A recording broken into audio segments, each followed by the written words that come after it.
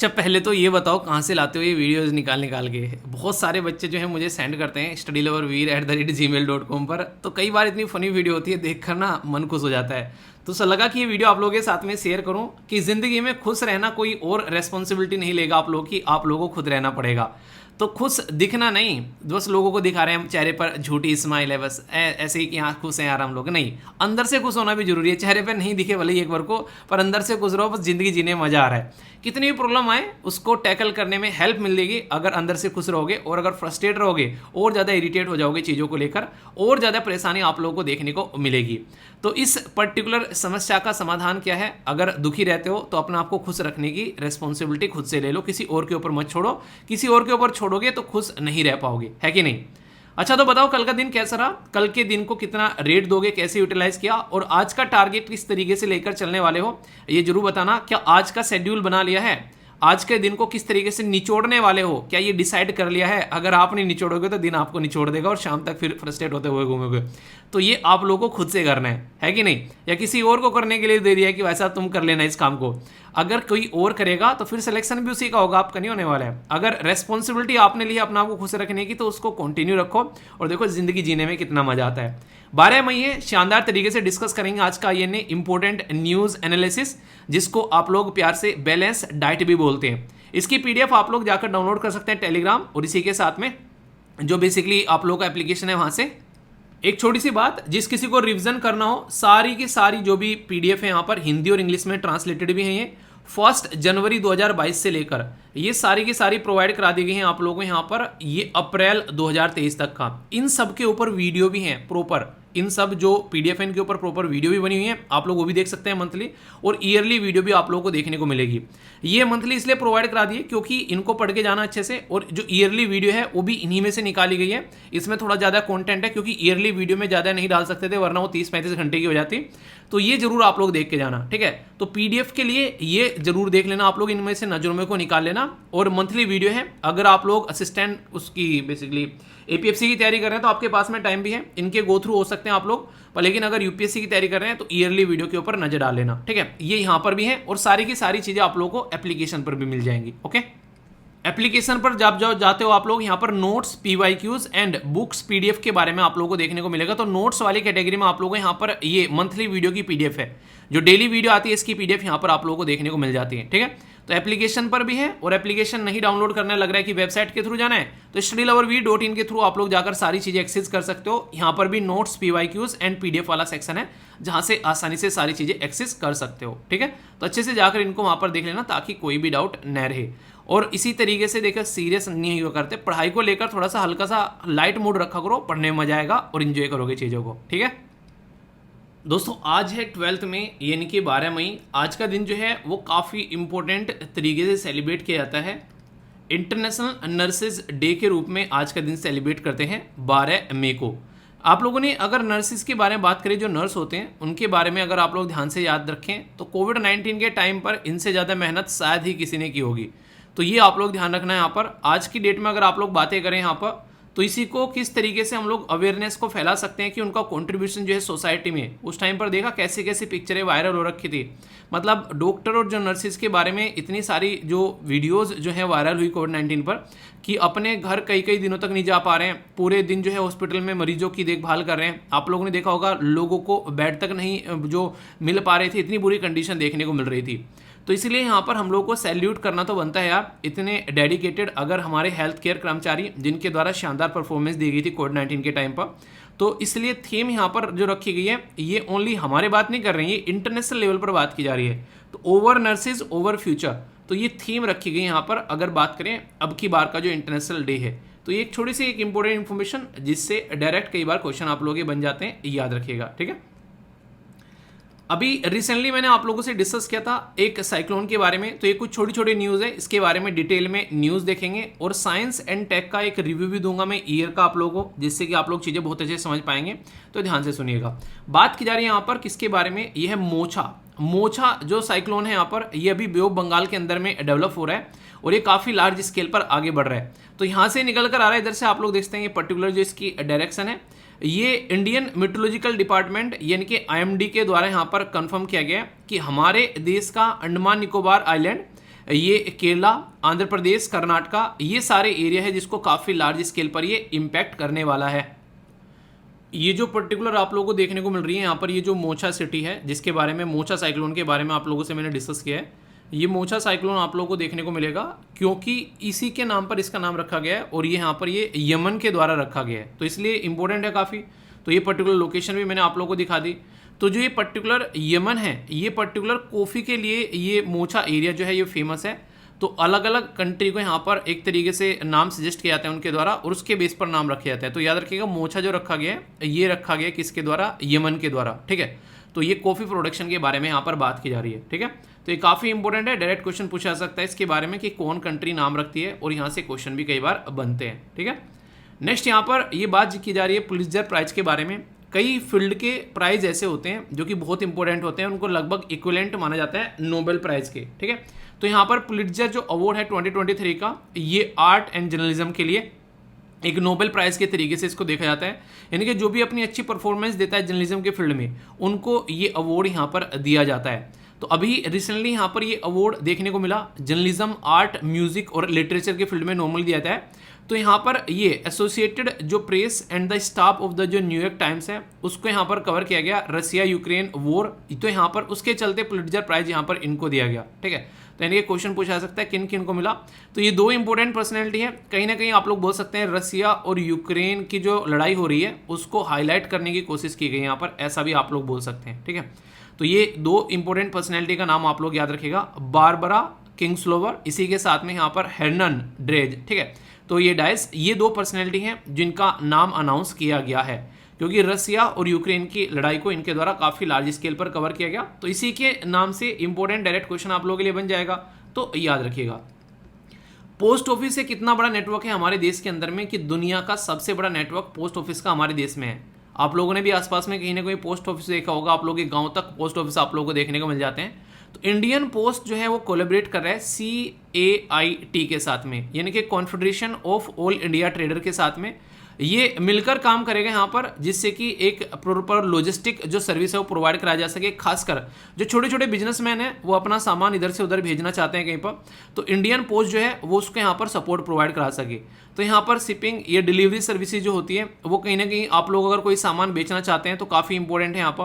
और आज के डेट में तो आप लोगों को पता है कि पोस्ट सिस्टम जो है यहाँ पर, हमारे देश का जो पोस्टल सिस्टम है वो कहीं ना कहीं खत्म होकर एक बैंकिंग सिस्टम में भी कन्वर्ट होता जा रहा है। तो ये एक नए तरीके की एक शुरुआत है हमारे देश के अंदर में, किसी ऐसी चीज़ का इस्तेमाल करना स्टार्ट कर देना जो कि किसी मतलब की नहीं रही थी कहीं ना कहीं। जैसे आज की डेट में व्हाट्सएप, फेसबुक, इन सब के चलते जो कोई भी चिट्ठी नहीं भेजता है तो उसका सिस्टम का इस्तेमाल जो है दूसरे तरीके से कर लेना, तो ये बहुत ही बड़ा एक तरीके से आप लोग बोल सकते हैं क्रांतिकारी एक स्टेप था इस पर्टिकुलर फील्ड के अंदर में। तो ये सोचने वाली बात थी। दो इंपॉर्टेंट पर्सनैलिटी जो कि आप लोगों से पूछे जा सकते हैं यहाँ पर, हालांकि कम चांसेस हैं क्योंकि ये एक रैंकिंग है जो कि यहाँ पर मंथली ICC की देखने को मिलती है। तो यहाँ पर फ़ख्र जमान पाकिस्तान के, और इसी के साथ में थाईलैंड की जिनका नाम है यहाँ पर ये है नुरमूल, ठीक है। तो इनको प्लेयर ऑफ द जो बेसिकली मंथ का अवार्ड यहाँ पर दिया गया है, और ये कौन देता है, ये इंटरनेशनल क्रिकेट काउंसिल के द्वारा यहाँ पर ये प्रोवाइड किया जाता है। तो पाकिस्तान के हिस्से में कुछ खुशियाँ आई, पाकिस्तान को सेलिब्रेट करना बनता है ठीक है। तो कुछ बेसिक इन्फॉर्मेशन थी, कंफ्यूज मत होना।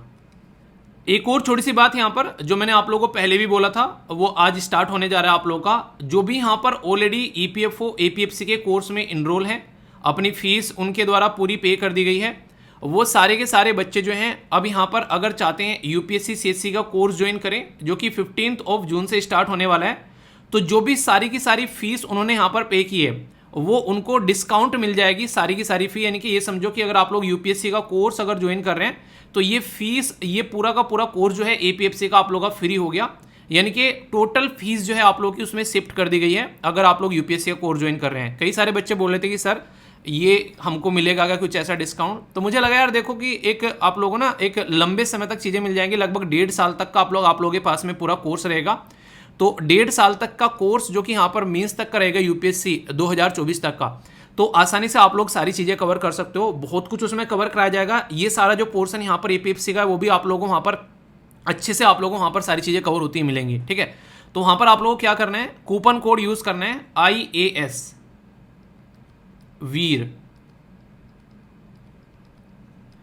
ये मिला हुआ है, इसमें गैप नहीं है। कूपन कोड यूज़ करोगे जैसे ही तो टोटल जो आप लोगों की फीस थी यहाँ पर 399, वो इतना डिस्काउंट आप लोगों को यूपीएससी के कोर्स में मिल जाएगा। पर लेकिन ये किसके लिए है? ये ओनली उनके लिए है जो यहाँ पर ये कोर्स है। बाहर से अगर कोई सोचेगा मैं कूपन कोड लगा लूंगा डिस्काउंट मिल जाएगा, बाहर से नहीं मिलने वाला ये उनको मिलेगा जो ऑलरेडी ये कोर्स खरीद चुके हैं, ठीक है। तो ये उनके लिए है फायदा जो कि ऑलरेडी पेमेंट यहाँ पर कर चुके। तो यहाँ पर आप लोगों का ये समझो कि ये कोर्स आप लोगों का फ्री हो गया अब, ठीक है।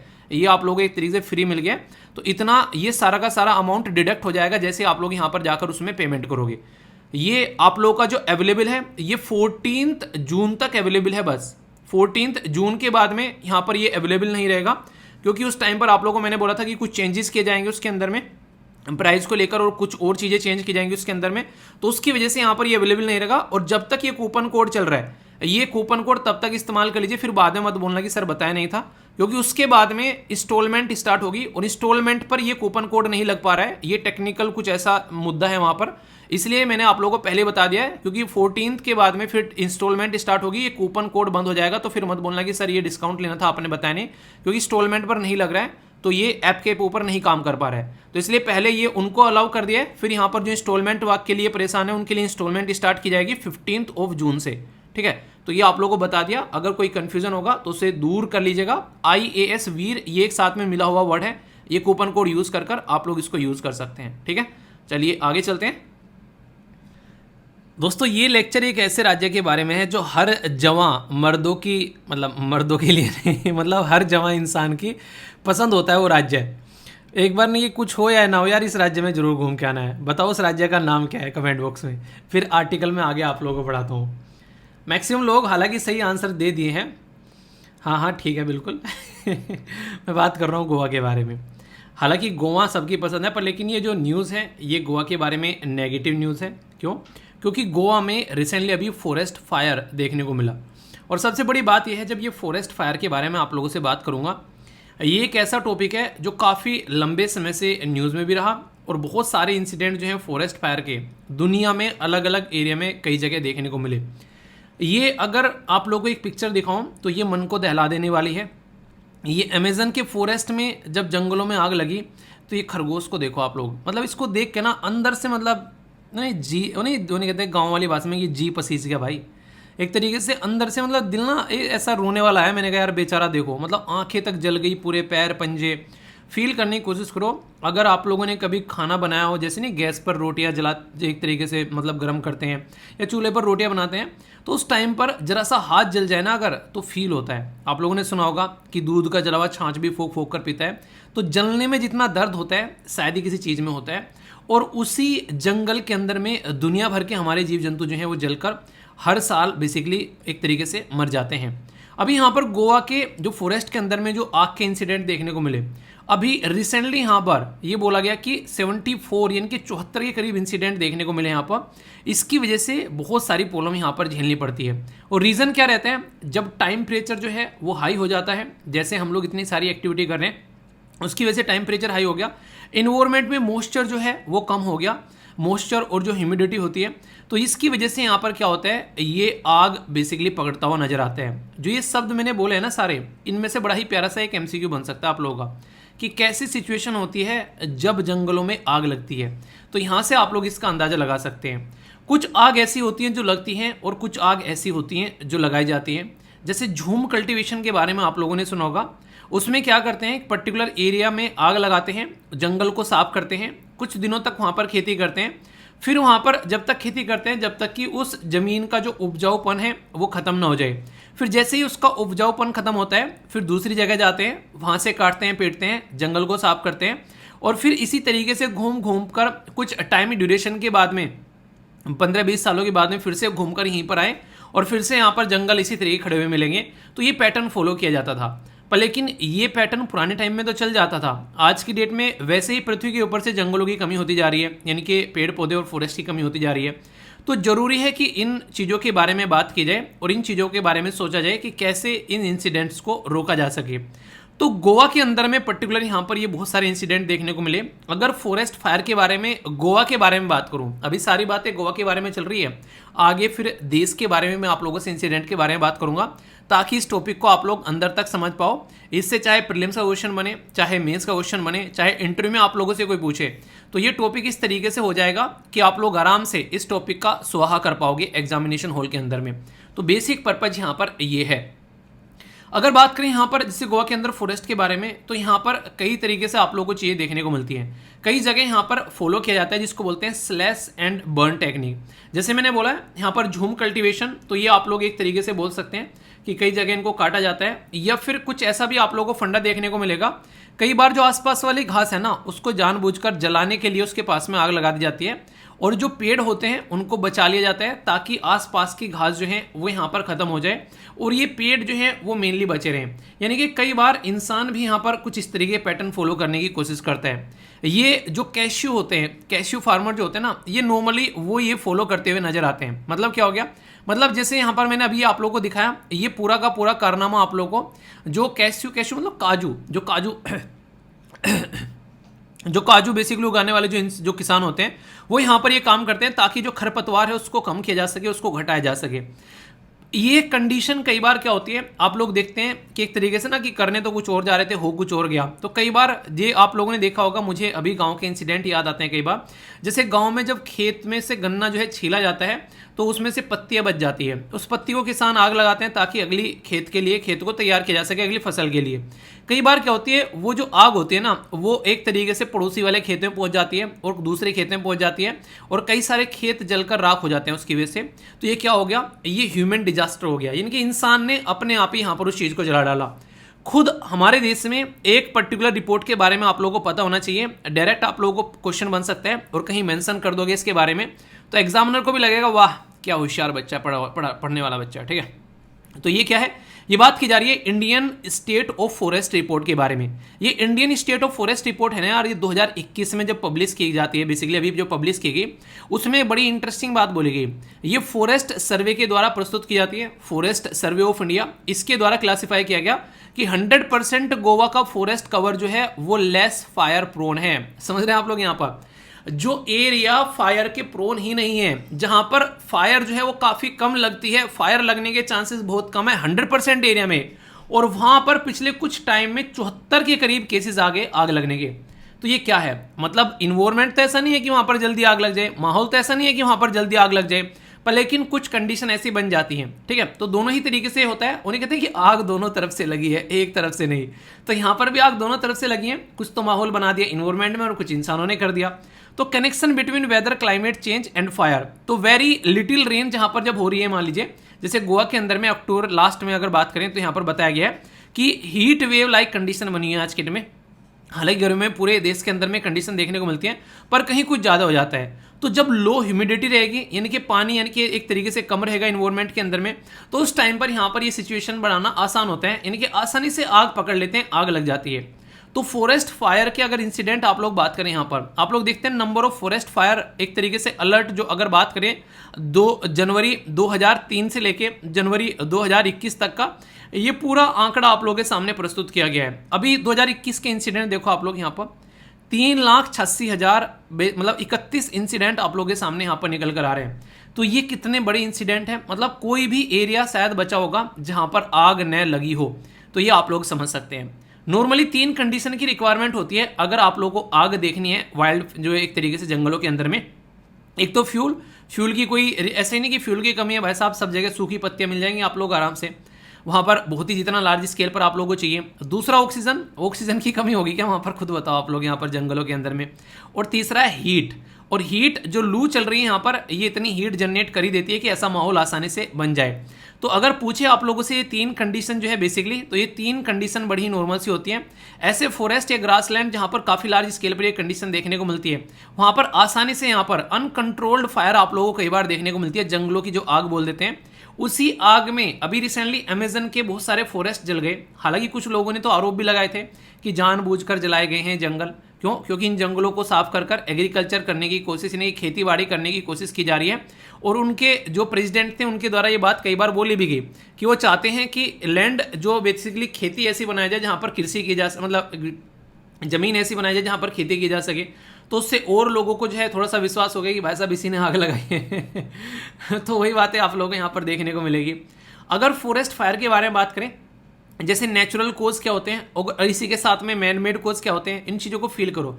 कोई इंसान किस तरीके से काम कर सकता है। आप लोगों ने आसपास देखा होगा, सिगरेट पीकर फेंक दी, भाई साहब काफ़ी लंबे समय तक जल रही है, एक आधा पत्ता आया उस पर लग गया, आग लग के इधर उधर उड़ गया, काम कर दिया पूरा, ठीक है। बोन फायर यानी कि एक तरीके से कैंप फायर, आप लोगों ने कई बार देखा होगा, खासकर सर्दियों में भी लोग जो है एक तरीके से ना आग जलाकर या फिर किसी त्योहार पर इस तरीके से जब चीज़ें करते हैं तो कई बार ऐसे इंसिडेंट होते हैं कि बहुत सारे आप लोगों ने देखा होगा इसी तरीके के इंसिडेंट निकल कर आते हैं कि कई बार आग लग जाती है, ठीक है। आप लोगों ने देखा जब भी हम लोग बेसिकली जब रावण का दाह संस्कार करते हैं उस टाइम पर भी कई सारे लोगों की जान चली जाती है उस आग में झुलस कर भी। तो सोचो यहाँ पर तो कितना ये नॉर्मल सा आप लोगों को देखने को मिलता है, ठीक है। तो ये सारी चीज़ें जो हैं वो सोचने वाली हैं। नेक्स्ट यहाँ पर बात की जा रही है एरोसन फॉर द लैंड क्लीनिंग, जानबूझकर जमीन को साफ करने के लिए लगाई गई आग, वो भी आप लोगों को देखने को मिलती है। आज की डेट में तो जंगल में आग लगाई जाती है ताकि लकड़ी को चोरी किया जा सके, ठीक है। पूरी आग लगने से पहले उसको बुझा लिया जाता है और फिर उनको बेच दिया जाता है काट पीस के। ऐसे भी कई सारे आर्टिकल जो पिछले दिनों छापे गए थे कई बार। ग्लोबल वार्मिंग भी यहाँ पर कुछ तो आप लोगों को देखने को मिलती है। ये वो वाली ग्लोबल वार्मिंग है जो इंसानों की वजह से हो रही है, तो ये मैन मेड एक्टिविटी में आप लोगों को देखने को मिलेगी। कई बार जैसे वोल्केनिक इरप्शन होता है ना, कई बार ज्वालामुखी फटता है, आसपास वाले एरिया को जलाकर राख कर देता है। स्पॉन्टेनियस फॉरेस्ट में आग लगती है, अंडरग्राउंड कोयले में आग लग जाती है, ड्राई लाइटनिंग भी आप लोगों को देखने को मिलती है। इसी के साथ में रॉक फॉल स्पार्क होता है, जब चट्टानें घिसक कर एक दूसरे पर रगड़ कर गिरती हैं कहीं पर, ये भी आग लगा देता है। तो अगर कहीं पर 3-4 स्टेटमेंट देकर बोल दे आप लोगों से उसमें 2 स्टेटमेंट दे दी यहाँ पर कि बताओ कि कौन सा कोज है नेचुरल जो आग लगती है उसकी वजह से, वहाँ पर वोल्केनिक इरप्शन दे दिया और अंडरग्राउंड कोल फायर बोल दिया और तीसरे नंबर पर दे दिया ग्लोबल वार्मिंग और लिखा हुआ है ऊपर all of the above option उसमें से एक है।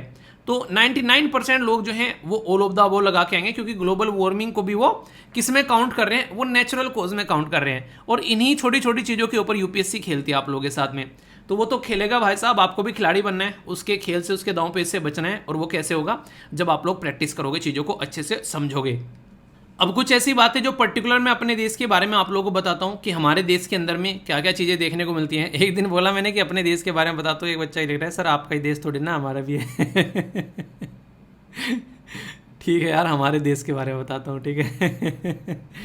तो हमारे देश के बारे में बातें करते हैं। तो यहाँ पर बोला गया कि फॉरेस्ट फायर का अगर सीज़न कब कब आप लोगों को देखने को मिलता है, ये क्या ये भी सीज़न है? हाँ भाई साहब, ये भी सीज़न आता है। तो फॉरेस्ट फायर इंडिया में अगर देखें तो बिटवीन नवंबर से लेके जून तक आप लोगों को यहाँ पर ये सीज़न देखने को मिलता है, जिसमें काफ़ी लार्ज स्केल पर देश के अंदर में कई जगह आग लगती है। टेम्परेचर की वजह से मैंने नॉर्मली बता दिया, प्रेसिपिटेशन जब कम होता है, यानी कि बारिश की मात्रा जब कम होती है, तापमान ज़्यादा होता है, ठीक है, तो बारिश भी एक रीज़न है। वेजिटेशन यानी कि सूखा जाना, मॉइस्चर का कंट्रीब्यूशन रहता है जब कम हो जाता है उसके अंदर में, इन्वायरमेंट के अंदर में। ये सारी चीज़ें मैंने आप लोगों को बताई। तो अभी अगर बात करें, हमारे देश में एक ऑर्गेनाइजेशन है जिसको बोलते हैं forest survey of India. Forest survey of India का ये मानना है कि 36% जो देश के अंदर में फॉरेस्ट हैं, यानी कि जंगल हैं, वो भाई साहब आग प्रोन है, यानी कि वहाँ पर आग जो है वो मजे मजे में कभी भी लग सकती है, जब चाहे वहाँ पर आग लग के खड़ी हो सकती है। तो यानी कि बिन बादल बरसात वो वाली बात है, तो बिन मौसम आग लग जाती है कई बार। 36% ऐसा एरिया है। फायर की जो इंसिडेंट है जो मेनली आप लोगों को देखने को मिलते हैं वो मार्च, अप्रैल और मई में ज़्यादातर देखने को मिलते हैं। इसीलिए आप लोगों को देखने को मिलेगा कि जब ये टाइम चलता है बहुत सारे न्यूज़पेपर में आर्टिकल्स बने हुए आते हैं कि वहाँ आग लग गई, उस जंगल में आग लग गई, क्योंकि उस टाइम पर काफ़ी सारे जो ड्राई बायोमास यानी कि एक तरीके से बहुत ही सारा सूखा जो एक तरीके से पेड़ पौधे हैं उनकी पत्तियां आसानी से मिल जाती हैं, ठीक है। तो ये काफ़ी रीज़न रहता है, ठीक है। इसी के साथ में मोस्ट जो फॉरेस्ट फायर हैं अकॉर्डिंग टू एक्सपर्ट अगर माने तो वो मैन मेड होती हैं due to the change in agriculture, या फिर कुछ और ऐसी चीज़ें वो अपने लैंड पैटर्न को यूज़ करना चाहते हैं एक डिफरेंट तरीके से। तो इंसानों की द्वारा बदतमीजी यहाँ पर ज़्यादातर इनका रीज़न बताई गई है। तो ये भी बात आप लोग याद रखिएगा, क्योंकि ये सारी वो बातें हैं जो आप लोगों से पूछी भी जा सकती हैं। और 36% एरिया के बारे में आप लोग जरूर याद रखना, ठीक है। अच्छा हाँ, फिर मुझे एक बात याद आ गई, पता चला आप लोग कन्फ्यूज़न में आ जाओ और दुनिया भर के मेल करते हो और यहाँ पर हेल्प चैट पर भी जो टीम है उसको परेशान करके रख देते हो। मेरा कहने का मतलब ये था कि अगर आप लोग इसको इस्तेमाल करेंगे तो एक ही चीज़ आप लोग इस्तेमाल कर सकते हैं, जो कि ये तो इंस्टॉलमेंट में ले लेना इसको 15 जून के बाद में, ठीक है। या फिर यहाँ पर आप लोग अभी ये है जो कूपन इस्तेमाल कर लेना, ये एक ही चीज़ आप लोग ले सकते हो यहाँ पर, ठीक है। अगर आप लोग यहाँ पर अभी ये कूपन इस्तेमाल नहीं करोगे तो 14 जून के बाद में अगर कुछ और ही सिस्टम डेवलप कर दिया यहाँ पर टीम ने तो एक अलग बात है, पर लेकिन उस टाइम तक ये आप लोगों के लिए फिर ये चीज़ हट जाएगी, क्योंकि दोनों चीज़ें एक साथ अप्लाई नहीं हो पा रही हैं, ठीक है। मैं तो बोला था कि हो जाए, पर लेकिन वो नहीं बैठ रहा है वहाँ पर सिस्टम। ऐसा नहीं कि यहाँ पर फोर्स किया जा रहा है, वो सिस्टम के अंदर ही नहीं हो रहा है कि या तो इंस्टॉलमेंट पे ही ले लेना आप लोग, या फिर कूपन कोड लेकर ये डिस्काउंट ले लेना। इंस्टॉलमेंट में फिर फुल फी पे करनी पड़ेगी वहाँ पर, ठीक है। तो वहाँ पर फिर ये डिस्काउंट कूपन नहीं लगेगा। तो अगर आप लोग रियलिटी में इस चीज़ को देख रहे हैं तो ये आप लोग ध्यान रखिएगा, ठीक है। मैं सोचा कि बता दूं, फिर बाद में आप लोग कई सारे बच्चे मेल कर रहे हैं कि सर क्या क्या हमारे लिए कुछ करो, तो ये है उनके लिए, ठीक है। और जो ऑलरेडी कहीं पर कोचिंग ले चुके हैं, मैंने बताया था 2023 में, मान लीजिए आप लोगों ने कहीं ऑलरेडी एडमिशन ले लिया है, तो आप लोग अपनी फीस स्लिप जो है और इसी के साथ में अपना आधार कार्ड वो आप लोगों को सेंड करना है। तो आप लोग का जो यूपीएससी सीएससी का कोर्स है वो 50% आप लोग का डिस्काउंट वहाँ पर मिल जाएगा। ये उनके लिए जो ऑलरेडी कहीं पर फीस पेमेंट कर चुके हैं, यूपीएससी की कैटेगरी में मैं बात कर रहा हूँ यहाँ पर ये, ठीक है।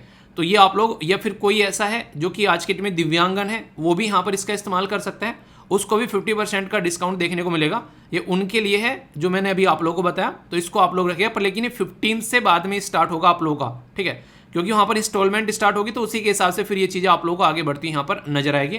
तो उसके लिए अलग से बात की जाएगी। अभी के लिए यहाँ पर ये अवेलेबल नहीं है।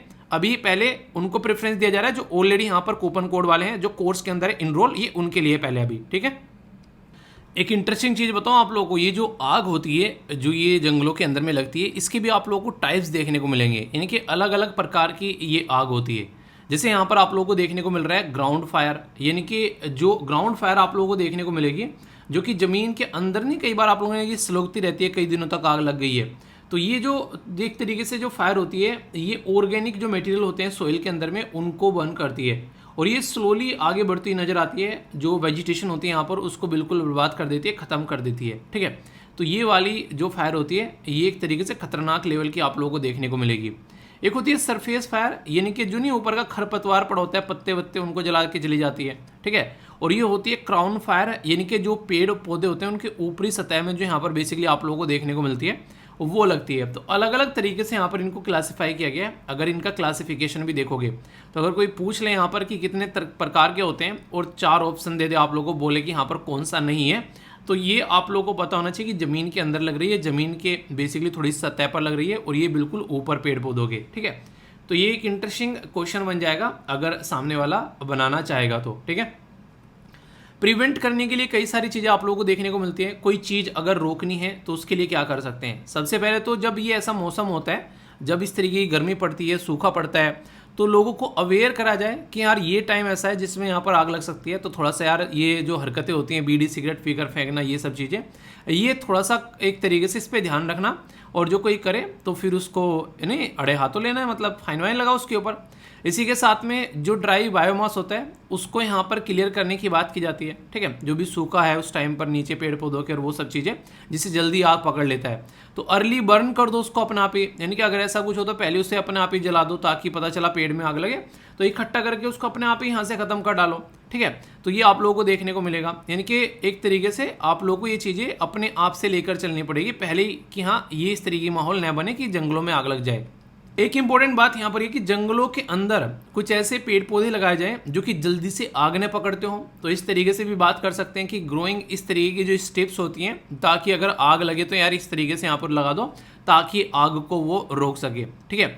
इसी के साथ में creating Fireline in the forest, अगर जो फॉरेस्ट होते हैं वहाँ पर फायरलाइन क्रिएट कर दो ताकि मेथड जो है उसको प्रिवेंट किया जा सके, ठीक है। फिर से वो ये कुछ ऐसी वेजिटेशन आप लोग लगा दो वहाँ पर स्टेप टाइप में, ताकि वो यहाँ से आगे ना बढ़ सके। चलो यहाँ तक तो आ गई, पर यहाँ से आगे ना बढ़ सके। जितने में लगा सकते हो। तो कहने का मतलब यहाँ पर ये कि आप लोगों को कुछ न कुछ सॉल्यूशन निकालने पड़ेंगे, ये सारी चीज़ें अपने आप में नहीं होगी। देखिए, अगर इंटरेस्टिंग कुछ बातें मैं आप लोगों से करूँ यहाँ पर शेयर, आप लोग यहाँ पर देख सकते हैं हमारे देश के अंदर में काफ़ी बड़ा पोर्शन ऐसा है जहाँ पर फॉरेस्ट काफ़ी लार्ज स्केल पर देखने को मिलते हैं। और इसी के साथ में जो फॉरेस्ट वाला एरिया है ये इतना इंपॉर्टेंट है, इसको गवर्नमेंट के द्वारा भी अलग तरीके से फोकस किया गया। 42nd कॉन्स्टिट्यूशन अमेंडमेंट करके 1976 में ये फॉरेस्ट वाला जो टॉपिक था पहले स्टेट लिस्ट के अंदर में हुआ करता था, फिर इसको कॉन्करेंट यानी कि समवर्ती सूची के अंदर में डाल दिया गया। इतना इंपॉर्टेंट क्वेश्चन है जिसकी कुछ हद नहीं है, पता नहीं कितनी बार एग्जाम में पूछा जा चुका है और आगे भी बन सकता है आसानी से। याद रखिएगा यहाँ पर ये पहले स्टेट लिस्ट के अंदर था, आज की डेट में कॉन्करेंट लिस्ट के अंदर में है। तो ये इंदिरा गांधी जी के टाइम पर जब इमरजेंसी लगी हुई थी, 42nd कॉन्स्टिट्यूशन अमेंडमेंट यानी कि मिनी कॉन्स्टिट्यूशन जो बन गया था, ये बेसिकली इतना सारा बड़ा अमेंडमेंट हुआ था, तब से यहाँ पर ये कॉन्करेंट लिस्ट में है। जैसे ऐसे नहीं जब अभी बार बार बात चलती है कि हेल्थ को भी कॉन्करेंट लिस्ट में डाल दो, क्योंकि हेल्थ आज की डेट में स्टेट लिस्ट के अंदर में है। ऐसे ही आर्टिकल 51A ये तो है बेसिकली आप लोगों को बताता है कि आप लोगों को प्रोटेक्ट करना है फॉरेस्ट, ये आप लोगों की रेस्पॉन्सिबिलिटी है। तो ये फंडामेंटल ड्यूटी के अंदर भी डाल दिया कि हमारी भी रेस्पॉन्सिबिलिटी है कि हम लोग को इसको प्रोटेक्ट करना है। और यहाँ पर आर्टिकल 48A ये स्टेट को भी फॉरेस्ट और इन्वायरमेंट को प्रोटेक्ट करना है, यानी कि इंसानों की भी रेस्पॉन्सिबिलिटी बना दी और इसी के साथ में यहाँ पर जो बेसिकली सरकार की भी रेस्पॉन्सिबिलिटी बना दी, हमारी ड्यूटी बना दी। और वहाँ पर DPSP यानी कि directive principle of state policy यानी कि राज्य की नीति के निर्देशक तत्व, उसमें भी इसको डाल दिया ताकि फॉरेस्ट को प्रोटेक्शन प्रोवाइड कराई जा सके। ठीक है, ये बातें यहाँ पर बताने की बात की जा रही है। नॉर्थ ईस्ट एरिया में जैसे मिजोरम है, तो यहाँ पर काफ़ी लार्ज स्केल पर आप लोगों को फॉरेस्ट प्रोन जो एरिया देखने को मिलेंगे। तो ये काफ़ी बड़ा एरिया आप लोग यहाँ पर रेड देख सकते हैं जो मैप में दिखाया गया है। तो हमारे देश में भी काफ़ी लार्ज स्केल पर आप लोगों को ये प्रॉब्लम देखने को मिलती है। जैसा मैंने बताया था अभी, लगभग 36% के करीब एरिया है जहाँ पर आग लगने की संभावनाएं बहुत ज़्यादा होती हैं। इन्हीं सब चीज़ों को ध्यान में रखते हुए ministry of environment, forest and climate change को बोल दिया भाई साहब इनको ध्यान रखना है, ऐसे आग वाग ना लग जाए कहीं पे भी। ठीक है, तो वही करते हैं अपने इस तरीके से कि कंस्ट्रक्शन ऑफ वॉच टावर, बड़ी बड़ी टावर लगा दी, कहाँ आग लग रही है दूर दूर तक देखा जा सके। ठीक है, तो डेवलपमेंट ऑफ फायर वॉचर, इसका फोकस किया जा रहा है। मतलब वो ये जो वहाँ पर पहले बताया था ना कि कैसे प्रिवेंट कर सकते हैं, कि इसी तरीके से लोकल कम्युनिटी को इन्वॉल्व कर लो। फिर यहाँ पर टेक्नोलॉजी का इस्तेमाल किया जा सकता है कि कहीं पर सेटेलाइट की इमेज से भी कि हाँ आग लग गई है भाई साहब, आग को पकड़ लो, आगे नहीं बढ़नी चाहिए। ठीक है, तो ये चीज़ें आप लोगों को देखने को मिलेगी। एडवांटेज क्या है यहाँ पर, एक तरीके से क्लीनिंग द फॉरेस्ट, आप लोगों को यहाँ पर वन की सफाई हो जाती है। ठीक है, कई बार लोग उसको देखते हैं कि जब आग लगती है तो कई बार अच्छी चीज़ें भी होती हैं, हर चीज़ के कुछ अच्छे और बुरे पहलू होते हैं। ठीक है, इसी के साथ में प्रोवाइड कराती है हैबिटेट यहाँ पर। ठीक है, यानी कि एक तरीके से लोगों की रहने लायक व्यवस्था बन जाती है। कई बार डिजीज़ भी कई बार ख़त्म हो जाती है, जो न्यूट्रिएंट होते हैं रिसाइकल्ड हो जाते हैं, ऐसी बातें भी यहाँ पर बोली जाती है। डिसएडवांटेज क्या है, किल कर देती है, इंजर कर देती है कई सारी ऐसी चीज़ें से पेड़ पौधे या फिर उसके नीचे जो जीव जंतु रहते हैं। ठीक है, इसी के साथ में जो इरोजन होता है वो आप लोगों को बढ़ता हुआ यहाँ पर नजर आ सकता है। यानी कि इस तरीके से ना जो मिट्टी कटना एक तरीके से सूख जाती है, तो एक तरीके से कई बार सूख गई वहाँ पर तो धूल भरी आंधें चल सकती हैं। एक तरीके से अगर वहाँ पर आग लग गई तो पोल्यूशन फैलता है वहाँ पर। ठीक है, तो इकोसिस्टम को बर्बाद कर सकती है, ह्यूमन लाइफ को भी थ्रेट कर सकती है। आग ऐसी फैल गई कि वो रुकी नहीं रही है, तो फिर कर लो क्या करना है, तो वहाँ पर लेकर डूब गई। कई बार ऐसी चीज़ें देखने को मिलती हैं। तो अच्छे भी हैं चीज़ें, बुरे भी हैं। मैंने कहते कुछ दाग अच्छे होते हैं तो कुछ दाग बुरे होते हैं, तो वही वाली बातें हैं। अगर बात करें जंगल की आग के बारे में, तो क्वेश्चन आप लोगों से डायरेक्ट पूछा जा सकता है कि what factors make forest fire a concern, यानी क्या कंसर्न बनाता है और क्या एफर्ट यहाँ पर लेने चाहिए हम लोगों को प्रोटेक्ट करने के लिए भारत के अंदर में, ताकि फॉरेस्ट फायर को रोका जा सके। तो जो भी आप लोगों को बताया कि क्या क्या है और किस तरीके से यहाँ पर सिचुएशन होती है, इसकी वजह से आग लगती है और क्या क्या सोल्यूशन है, तो इस तरीके से क्वेश्चन भी आप लोगों से बनता है। ठीक है, एक क्वेश्चन का आंसर दीजिए आप लोग कि यहाँ पर बोला गया कि which of the following statement is not correct, यानी कि कौन सी सही नहीं है। अगर इनमें से आप लोगों से बोला जाए तो कौन सी सही नहीं है, अगर ढंग से आप लोग देखोगे, पढ़ो स्टेटमेंट और आंसर दो। क्वेश्चन बहुत ही प्यारा है, ध्यान से पढ़ोगे तो आप लोगों को समझ में आएगा। ऐसे क्वेश्चन पूछे जाते हैं एग्जाम के अंदर में डायरेक्ट। पहला बोला गया कि फैक्टर क्या है, टेम्परेचर बोला था मैंने, प्रेसिपिटेशन बारिश वगैरह, वेजिटेशन मॉइस्चर कितना है, ये कंट्रीब्यूट करते हैं कि आग लगेगी किस तरीके से। बोला गया कि नहीं है, ये पूछा गया। ठीक है, बोला गया कि फॉरेस्ट सर्वे बताता है कि 1/3 हमारी लैंड, मैंने बोला था ना 36%। ठीक है, तो लगभग 1/3 हो जाता है। बात की जा रही है हाइयर जो फायर इंसिडेंट है वो मार्च, मई और अप्रैल में देखने को मिलते हैं, क्योंकि ड्राई सीजन ज़्यादा होता है, फ्यूल जो लोड ज़्यादा होता है बायोमास का। ये बात आप लोग देख सकते हैं यहाँ पर। ऐसा कुछ होता है क्या? जी हाँ, बिल्कुल होता है। Most fire according to expert are natural due to the change in agriculture और अनचेक्ड लैंड यूज पैटर्न। ये नेचुरल होता है या फिर मैनमेड होता है? तो ये बात मैंने आप लोगों को बताई थी। ये क्या होगा? ये मैनमेड होगा, ना कि नेचुरल होगा। ठीक है, तो आंसर आप लोगों का डी होगा यहाँ पर। तो इस तरीके से बहुत ही छोटे से माइन्यूट से चेंज एग्जाम में देखने को मिलते हैं, और जब तक प्रैक्टिस नहीं करोगे पूरा टॉपिक पढ़े रखोगे, नहीं क्वेश्चन का आंसर दे पाओगे। ठीक है, तो प्रैक्टिस जरूर करना है। नेक्स्ट बात की जा रही है फॉलोइंग स्टेटमेंट आप लोगों को देखने को मिलती है। कौन सी स्टेटमेंट यहाँ पर करेक्ट है बताना है। बात की जा रही है फॉरेस्ट फायर के बारे में कि डिस्क्राइब करती है एनी अनकंट्रोल्ड और नॉन प्रिस्क्राइब कंबशन या फिर burning of the plant in natural, जो भी नेचुरल इन्वायरमेंट में यहाँ पर देखने को मिलता है, ठीक है। तो ये नेचुरल फ्यूल मिलता है, कोई डालता नहीं है वहाँ पर जाकर कि ये लो इसमें आग डाल, ये फ्यूल डाले जा रहे हैं, वहाँ पर तेल डाले मिट्टी का, आग लगाया जाता है, ठीक है। तो ये इन्वायरमेंट की कंडीशन के ऊपर फैलती है, ये बताया गया, ठीक है। बात की जाए 3 तरीके से आप लोग यहाँ पर देखने, मतलब 3 कंडीशन देखने को मिलती है जिसके लिए फ्यूल, ऑक्सीजन और हीट, ये सोर्स है यहाँ पर। ओनली 1, ओनली 2, बोथ या फिर नन।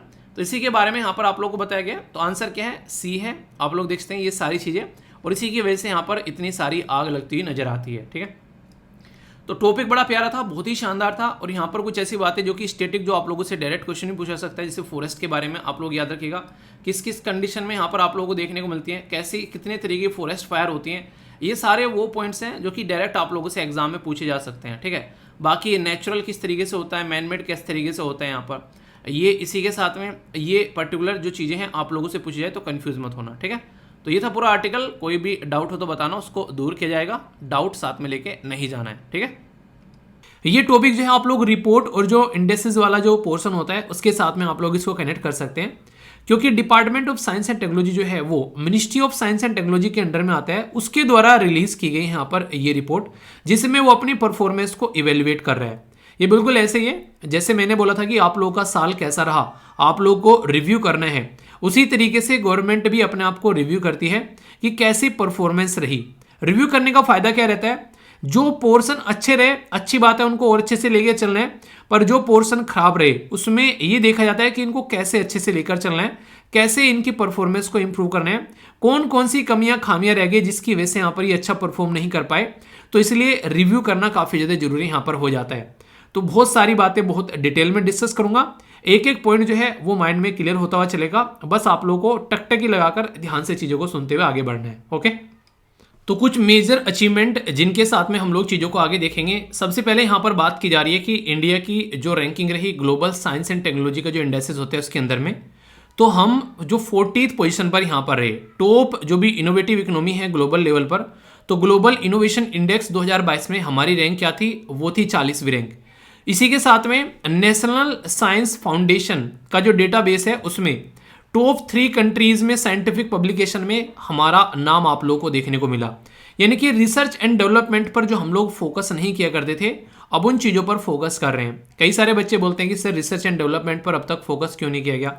यार अपने देश की कंडीशन देखो आप लोग, पहले तो जब अंग्रेज छोड़कर गए हमारी इतनी खस्ता हालत थी कि हम लोग रोटी के लिए मोहताज थे। उसके बाद में कई सारी लड़ाइयाँ पाकिस्तान के साथ में लड़ी गई, और एक लड़ाई आप लोग यहाँ पर चाइना के साथ में, और रेगुलर जो चाइना की हरकतें आप लोगों को देखने को मिल रही है। इन चीज़ों को मेंटेन करने में काफ़ी बड़ा खर्चा आप लोगों को देखने को मिलता है। इसी के साथ में अगर बात करें, हमारी कंट्री में इतने सारे रिलीजन है, इतनी सारी कास्ट हैं, इतनी सारी डाइवर्सिटी है, जिसकी वजह से कई बार कई सारे कॉन्फ्लिक्ट सोसाइटी में देखने को मिलते हैं। उसको मैनेज करने के लिए भी कई सारी दिक्कतें यहाँ पर निकल कर आती है। तो ऐसा नहीं है कि गवर्नमेंट फोकस करना नहीं चाहती थी, पर लेकिन उससे बड़े बड़े और इशू थे यहाँ पर। पहले यहाँ पर अपना रिसर्च एंड डेवलपमेंट देखे इंसान, या फिर सबसे पहले इंसान यहाँ पर अपने लोगों को रोटी, कपड़ा और मकान दे। आप लोगों ने अक्सर सुना होगा कि भूखे पेट जो होते हैं वो भगवान के भजन नहीं होते हैं। इसका मतलब सीधा सीधा ये है कि कोई रिसर्च एंड डेवलपमेंट इंसान वही करेगा जो कि ऑलरेडी अपने आप में एक स्टेब्लिश है और अपनी सारी चीज़ें अच्छे से लेकर चल रहा है। मतलब बदन पे कपड़ा नहीं है, ठंड में ठिठुरा जा रहा है इंसान, या फिर गर्मी में मरता जा रहा है, खाने के लिए खाना नहीं है, आप लोगों को लगता है उसका दिमाग जो है वो रिसर्च एंड डेवलपमेंट में चलेगा। ये जो सारे देश, जो आप लोग यूएस से बोले या फिर आप लोग यहाँ पर ये यूरोपियन कंट्री बोले, ये सारे वो हैं जिनका पेट भरा पड़ा था। यानी कि इन्होंने दुनिया पर रूल किया, दुनिया को लूटा और अपना पेट भरकर एक तरीके से भर रखा था इन्होंने, तो ये आसानी से रिसर्च एंड डेवलपमेंट पर फोकस कर पाए।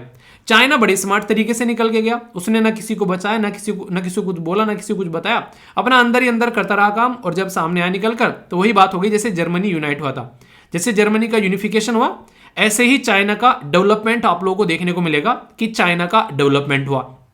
तो इस तरीके से आप लोग चीज़ों को कंपेयर कर सकते हैं, ठीक है। पर यह भी नहीं है कि हमारे पॉलिटिशियन जो है उन्होंने बहुत ही ज़्यादा एफर्ट डाला है, उन्होंने भी बहुत सारी ऐसी हरकतें की हैं कि इससे अच्छा इंप्रूव किया जा सकता था, चीज़ों को फोकस किया जा सकता था। कहीं ना कहीं उनकी भी इतनी पॉलिटिकल विल थी नहीं कि इस एरिया पर फोकस किया जाए। तो दोनों ही चीज़ें रेस्पॉन्सिबल है, एक तो माहौल और दूसरा हरकतें। तो दोनों आप लोग कंपेयर करके यहाँ पर देख सकते हो, ठीक है। इसी के साथ में क्रिएट करने की बात की जा रही है रोबस्ट जो स्टार्टअप और इनोवेशन जो इकोसिस्टम होता है वो भी हमारे देश में देखने को मिल रहे हैं। स्टार्टअप का मतलब क्या होता है? नई नई बिजनेस एंटिटी सामने निकल कर आ रही हैं जो कि अपना काम कर रही हैं और चीज़ों को अच्छे से लेकर चल रही है। तो टेक्नोलॉजी बिजनेस जो यहाँ पर इनकम्बेटर, इसी के साथ में यहाँ पर science technology entrepreneur park, country के अंदर में यहाँ पर बात करें तो national initiative for development and जो हार्सनिंग जो इनोवेशन यानी कि निधि प्रोग्राम, प्रयास सेंटर, ये सारे वो प्रोग्राम है जो कि कैसे देश के अंदर में बिजनेस करना है उसको सपोर्ट करने के लिए यहाँ पर बेसिकली काम कर रहे हैं। यानी कि देश के अंदर ऐसा माहौल बना रहे हैं ताकि देश जो है वो बिजनेस कर सके। देश में बिजनेस का माहौल जितना अच्छा होगा उतनी सारे लोगों को जॉब मिलेगी, क्योंकि लोग जो है वो जॉब सीकर नहीं जॉब गिवर बनेंगे। यानी कि ऐसा नहीं कि उनको जॉब चाहिए, वो अपना खुद का एक सेटअप स्टार्ट कर लोगों को जॉब देते हुए भी यहाँ पर आप लोगों को नजर आते हुए नजर आएंगे। नई हाइट्स जो है यहाँ पर वो सुपर कंप्यूटिंग में आप लोगों को देखने को मिली, जिसमें 5 इंस्टीट्यूट हमारे देश के जो काफ़ी रेप्यूटेड इंस्टीट्यूट है, आईआईटी खड़गपुर, यहाँ पर NIT Trichy, IIT Gandhinagar, IIT Guwahati, IIT Mandi, ये मिलकर साथ में आए। हाई परफॉर्मेंस जो कंप्यूटर है उसमें इनके द्वारा काम किया गया और उसको इंस्टॉल किया गया। तो ये भी एक काफ़ी अच्छा अचीवमेंट आप लोगों को यहाँ पर देखने को मिला 2022 के अंदर में। वैसे ही एक छोटी सी स्लाइड है जो कि आप लोगों को खासकर याद रखनी चाहिए अगर कोई आप लोगों से क्वेश्चन पूछे इसके बारे में, कि 2014 से लेकर 2022 तक का जो लगभग 9 साल आप लोगों को देखने को मिल रहे हैं उसमें गवर्नमेंट के द्वारा क्या क्या इनिशिएटिव यहाँ पर है और गवर्नमेंट के द्वारा क्या क्या अचीवमेंट है, इसके बारे में भी कोई आप लोगों से पूछे तो हल्का सा आइडिया होना चाहिए। जैसे कि इंडिया का काफ़ी अच्छा टर्म यहाँ पर देखने को मिला है, यहाँ पर जो साइंस एंड टेक्नोलॉजी के अंदर जनरल प्रस्तुत किए जाते हैं, तो यहाँ पर ग्लोबली रैंक 3 आए हम लोग यहाँ पर 6 से 2013 से, यानी कि काफ़ी अच्छे पब्लिकेशन हमारे देश के अंदर देखने को मिले। पीएचडी में यूएसए और जो चाइना के बाद में हमारी रैंक दूसरे तीसरे नंबर पर आ गई है, ये काफ़ी बड़ी बात है। ग्लोबली स्टार्टअप में हमारे देश के अंदर में कई सारे यूनिकॉर्न बन रहे हैं आज के डेट में, दुनिया भर के यूनिकॉर्न निकल कर आए, स्टार्टअप हमारे देश में बढ़ रहे हैं। तो ये कहाँ है? बेसिकली दुनिया में तीसरे नंबर पर हम लोग आ गए। यहाँ पर भी इनोवेशन के अंदर में हम लोग काफ़ी अच्छी परफॉर्मेंस यहाँ पर 2015 में 81वें नंबर पर थे, अभी 2012 में 22 में सॉरी यहाँ पर 40वें नंबर पर आ गए। तो ये एक अच्छा एक अचीवमेंट आप लोग बोल सकते हैं। रिसर्च एंड डेवलपमेंट में जो एक्सपेंडिचर है वो अभी यहाँ पर इंक्रीज हुआ है, जो कि पहले हम लोग खर्च नहीं करते थे। वुमेन का पार्टिसिपेशन डबल हो गया है लास्ट 9 साल में, जिसमें वुमेन पार्टिसिपेशन ज़्यादा देखने को नहीं मिलता था। इंडिया जो है वो 9वें नंबर पर आ गया है। रेजिडेंट जो पेटेंट फाइल करते हैं, यानी कि जो रिसर्च एंड डेवलपमेंट करके अपना पेटेंट फाइल किया जाता है, उसमें हम लोग जो है वो 9वें नंबर पर आ गए हैं। तो ये सारी की सारी वो बेसिक चीज़ें हैं जिनसे आप लोगों से एग्जाम में अगर क्वेश्चन पूछ रहे हैं तो ये मत बोलना यार ये क्वेश्चन कहाँ से आ गया, क्योंकि डायरेक्ट क्वेश्चन आप लोगों से बन सकता है। जो आप लोगों को यहाँ पर चीज़ें देखने को मिल रही हैं यहाँ पर, ये तो काफ़ी इंपॉर्टेंट है। यहाँ पर ये स्लाइड जो है वो आप लोग सेव करके भी रख सकते हैं, ठीक है। तो ये कोई भी कंफ्यूजन आप लोगों को लेकर होगा तो फिर आप लोगों को दूर करना है, क्योंकि छोटी छोटी चीज़ें वनडे टाइप एग्जाम में डायरेक्ट क्वेश्चन आप लोगों से यहाँ पर बन जाते हैं और फिर बोलते हैं क्वेश्चन कहाँ से आ गए। तो यहाँ से आ गए यार, थोड़ा सा भी ध्यान रखोगे तो क्वेश्चन नहीं छूटेगा एग्जाम में। साइबर सिक्योरिटी को ध्यान में रखते हुए बहुत काम किए गए, जैसे साइबर फिजिकल डोमेन यहाँ पर आप लोगों को देखने को मिले। इसके चलते नेशनल मिशन लाया गया यहाँ पर इंटरडिसिप्लिनरी साइबर फिजिकल सिस्टम 2018 में अप्रूव किया गया। इसी के साथ में एक्सरे सेतु यहाँ पर लेकर आया गया। इन्हीं चीज़ों को कैसे और अच्छे से हम लोग को चीज़ों को लेकर चलना है। रक्षक लाया गया यहाँ पर, जो कि आईआईटी बॉम्बे के द्वारा डेवलप किया गया। ये एक मेथड कोविड-19 को स्क्रीनिंग करने के लिए। इंडियन जो पोजीशन है इंटरनेशनल साइंस एंड टेक में एंगेजमेंट बढ़ी। S20 के अंदर में आप लोगों को देखने को मिलेगा रिसर्च एंड डेवलपमेंट पे हमारा फोकस रहा, जिसमें हम लोग क्योंकि G20 की लीडरशिप हमारे पास में है तो इसलिए हम इसको लेकर चल रहे हैं। इंडिया ने फिनलैंड के साथ में मिलकर काम किया ताकि वर्चुअल नेटवर्क के ऊपर हम लोग काम कर सकें, और इसमें हम लोगों ने क्वांटम बेस्ड कंप्यूटर के ऊपर यहाँ पर ज्वाइंटली काम किया। ये भी एक अच्छा अचीवमेंट आप लोग बोल सकते हैं। फिनलैंड को एक बार जाकर मैप में निहारना, ठीक है। फिनलैंड जो है उसको देखिए मैप में, आसपास वाले रीजन भी आप लोगों को समझ में आएंगे, ठीक है। फिनलैंड के साथ में कौन सी कंट्री बॉर्डर टच करती है जरूर बताना, ठीक है। 4 यूनिवर्सिटी आप लोगों को देखने को मिलेगी जो कि promotion of university research and scientific excellence के अंदर में यहाँ पर देखने को मिले, और 65 ऐसे डिपार्टमेंट थे जो कि यहाँ पर एकेडमिक लेवल पर यहाँ पर काम करते हुए नजर आए। यानी कि माहौल बनाने की कोशिश की गई है पूरा, ताकि रिसर्च एंड डेवलपमेंट पर हम लोग फोकस कर सके। वरना आज तक दूसरे देश पर हम लोग डिपेंडेंट रहा करते थे कि हाँ ठीक है सामने वाला बना लेगा, फिर हम लोग कॉपी कर लेंगे और फिर अपनी चीजें आगे लेकर चलेंगे। अपना खुद का दिमाग नहीं लगाया करते थे। दिमाग क्या बेसिकली पैसा लगना होता है, तो वो हम लोग नहीं लगाया करते थे। तो इसकी वजह से ये काफी बड़ा मुद्दा देखने को मिलता था। ये वाला सेक्शन जो है वो काफी इंपॉर्टेंट है, इसको थोड़ा सा आप लोग ध्यान से सुनिएगा, क्योंकि ये विलेज के ऊपर फोकस कर रहा है और जहां पर गवर्नमेंट ने काफी बड़ा काम भी किया। जियो स्पेशल डेटा और इंफ्रास्ट्रक्चर और टेक्नोलॉजी के बारे में फोकस की जा रही है। इसमें एक पर्टिकुलर स्कीम जो मैंने काफी डिटेल में आप लोगों से डिस्कस की थी वो है स्वामित्व। इसका मतलब क्या है, survey of village and mapping with improvised technology in village area, यानी कि लोकल एरिया में सर्वे किया गया ताकि खेतों को जो है वो ढंग से काउंट किया जा सके, और कल को चलकर अगर कोई बेचता है अपना खेत या फिर उसके अंदर में कोई प्रोजेक्ट लगाया जाता है यहाँ पर गवर्नमेंट के द्वारा, तो रेवेन्यू डिपार्टमेंट, लैंड रिकॉर्ड और भी यहाँ पर स्टेट के अंदर में जो भी यहाँ पर नोडल एजेंसीज हैं उनको काफी ज्यादा फोकस इस पे रहा और इससे काफी ज्यादा फायदा भी यहाँ पर देखने को मिला, क्योंकि ये स्कीम यहाँ पर कहीं ना कहीं बहुत ज्यादा बेनिफिट करने वाली थी, ट्रांजेक्शन आसानी से किया जा सके। तो 2 लाख से भी ज्यादा लोगों के द्वारा, बेसिकली गांव के द्वारा इसमें पार्टिसिपेट किया गया। तो सर्वे ऑफ इंडिया के द्वारा, यहाँ पर national survey and mapping organisation के द्वारा यहाँ पर कंट्री के अंदर में सक्सेसफुल ड्रोन के थ्रू यहाँ पर सर्वे किया गया रूरल वाले एरिया के अंदर में। तो इसके ऊपर स्टार लगा लेना आप लोग यहाँ पर, ठीक है। कल को कोई क्वेश्चन पूछने लगे आप लोगों से तो पता होना चाहिए। सेकंड, यूनाइटेड नेशन वर्ल्ड जियो स्पेशल इंफॉर्मेशन कांग्रेस जो है वो यहाँ पर जिसकी थीम रखी गई थी geo enabling the global village, तो बोला गया कि no one should left behind, ये हैदराबाद में हमारे देश के अंदर में देखने को मिली। तो इसके अंदर लगता है कि नहीं लगता है, इसके अंदर स्टार लगाना चाहिए आप लोगों को, ठीक है, कि क्या क्या अचीवमेंट यहां पर ये देखने को मिला। तो काफी इंपॉर्टेंट है अपने आप में। ऑनलाइन मैपिंग पोर्टल के बारे में अगर बात की जाए तो डिजिटल जियो स्पेशल प्रोडक्ट आप लोग यहां पर बोल सकते हैं, इस पर फोकस किया गया यहां पर ताकि और ज्यादा एक्यूरेटली जो है चीजों को यहां पर लाया जा सके। इसी के साथ में हाई रिजोल्यूशन मैपिंग की गई रिवर्स की, ताकि नदियां जो है उसके ऊपर फोकस किया जा सके, जहां जहां पर बाढ़ आती है, जहां जहां पर फ्लड आता है उसके लिए प्लानिंग की जा सके, क्योंकि अगर एरिया के बारे में पता होगा तो अच्छी प्लानिंग हम लोग कर पाएंगे। तो उसका एक प्रॉपर मैप हमारे पास में होना चाहिए, तो उस मैप के ऊपर यहां पर फोकस किया गया। इसी के साथ में कई सारे एरिया नए आए यहां पर, जैसे national mission on climate change, इनको ऐड किया गया यहां पर। इसी के साथ में न्यू जो स्टेट क्लाइमेट चेंज सेल जो है वो यहां पर स्टैब्लिश की गई, स्टेट गोवा के अंदर में, यूटी चंडीगढ़ के अंदर में, झारखंड और उत्तर प्रदेश के अंदर में। ये भी कहीं ना कहीं आप लोग बोल सकते हैं कि इसमें साइंस एंड टेक्नोलॉजी का इस्तेमाल किया गया ताकि और अच्छे से यहां पर भी डेटा को इकट्ठा किया जा सके और क्लाइमेट चेंज से रिलेटेड चीजों को अच्छे से काउंट कर हम लोग चल सके। तो ये भी एक काफी प्यारा अचीवमेंट आप लोग यहां पर बोल सकते हैं इस पर्टिकुलर मिनिस्ट्री के अंडर में। बहुत ही इंपॉर्टेंट है यहां पर जब हम लोग बात करते हैं इन्वायरमेंट के बारे में या फिर एनर्जी के बारे में, तो हमारे देश में एक पहली अपने ही तरीके का डिस्ट्रीब्यूशन सिस्टम यहां पर लॉन्च किया गया, जिसको डिस्ट्रीब्यूटर सिस्टम ऑपरेटर बोला गया। ये जो रिपोर्ट यहां पर निकल कर आई, जिसमें इंडिया के अंदर में जो पावर सेक्टर है उसमें कैसे प्राइवेट जो है वो आकर इन्वेस्टमेंट कर सके, उसका कॉन्फिडेंस बूस्ट करने की कोशिश यहां पर की गई, क्योंकि बहुत ज्यादा जरूरी है कि प्राइवेट का इन्वेस्टमेंट आए, तभी लार्ज स्केल पर हम लोग वहां पर काम करते हुए नजर आएंगे। एयर क्वालिटी, ये इसके ऊपर तो यूपीएससी ने क्वेश्चन भी पूछे, यहां पर आप लोगों ने देखे होंगे। Air unique quality monitoring system जो यहां पर डेवलप किया गया ताकि रियल टाइम में मॉनिटर किया जा सके कि एयर की क्वालिटी कैसे है, यानी कि अभी खराब हुई और अभी पता चल गया कि भाई साहब एयर की क्वालिटी खराब है यहां पर। तो ये काफी इंपॉर्टेंट एक तरीका है जिसके बेस पर उस पर्टिकुलर एरिया के ऊपर फोकस कर सकते हैं कि यहां पर एयर की क्वालिटी खराब है भाई साहब, ठीक है। तो ये भी एक काफी इंपॉर्टेंट सिस्टम देखने को मिला। इसी के साथ में इंडिजिनसली, मतलब अपने आप से डिजाइन किया गया high ash coal gasification based methanol production plant Hyderabad के अंदर में। तो ये भी काफी ज्यादा जरूरी था यहाँ पर कि कैसे हम लोग जो कि आज के डेट में जो कोयले से जो एक तरीके से ना धुआं निकलता है, उसमें से कार्बन डाइऑक्साइड निकल कर आती है, उसकी वजह से जो काली काली जो एक कण निकल कर आते हैं जो राख टाइप में, वो कैसे हम लोग को कंट्रोल करनी है उसके ऊपर फोकस देने की भी यहाँ पर बात की गई। तो साइंस एंड टेक्नोलॉजी का ये भी एक डेवलपमेंट आप लोगों को देखने को मिलेगा। किसी भी देश के अंदर में अगर आप लोग जाओगे, मोटे मोटे तौर पर बोला जाए तो लगभग 50% जो पॉपुलेशन होती है वो महिला होती है।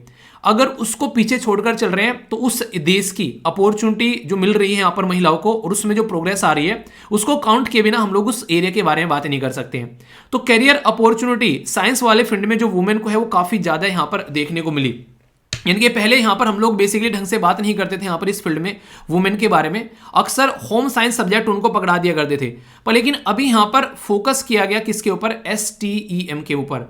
तो ये साइंस, टेक्नोलॉजी, इंजीनियरिंग और मैथमेटिक्स, तो ये है यहां पर जो कि आप लोग समझ सकते हैं। इसके एरिया के बारे में अगर आप लोगों से पूछा जाए तो साइंस, टेक्नोलॉजी, इंजीनियरिंग और मैथमेटिक्स में अक्सर महिलाओं को हम लोग बोलते थे कि इसमें क्या करेंगे पढ़ के, पर फिलहाल उसमें काफी अच्छी परफॉर्मेंस जो है वो लड़कियों की देखने को मिल रही है।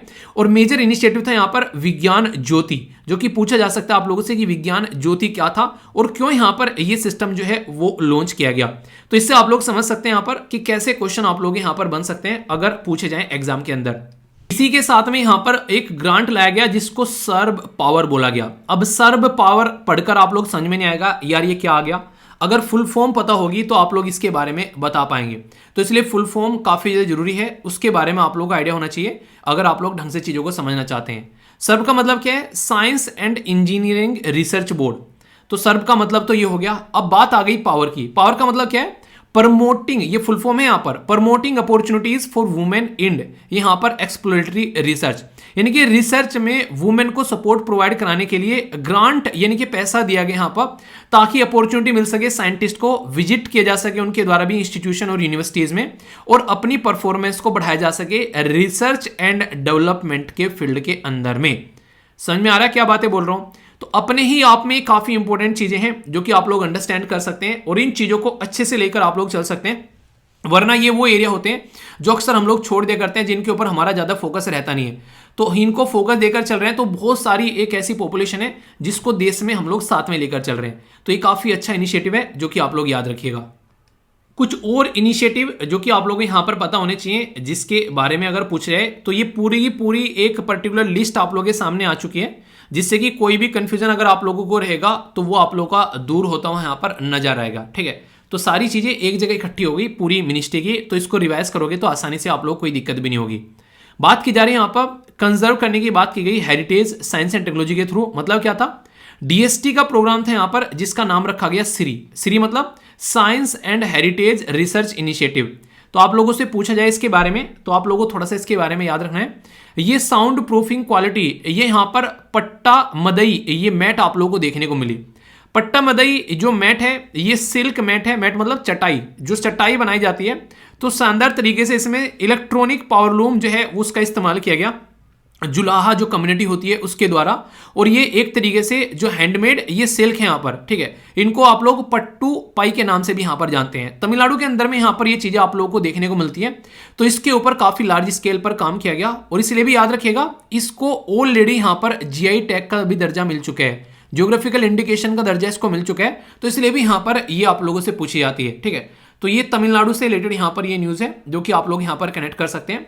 वैसे अगर देखा जाए तो और भी कई इनिशिएटिव हैं इसके अंदर में, जैसे कि सस्टेनेबल और accelerated adaptation of efficient technology जो भी यहाँ पर हमारे देश के अंदर इस्तेमाल की जा रही है स्मॉल इंडस्ट्री के अंदर में, तो वो दूसरी साइड की स्कीम हो जाती है। यहाँ पर याद रखिएगा ये department of science and technology की है जो कि आप लोगों से पूछी जा सकती है। ठीक है, यानी कि यहाँ पर हम लोग इसके बारे में बात कर रहे हैं तो इसके बारे में एटलीस्ट आप लोगों को इतना पता होना चाहिए।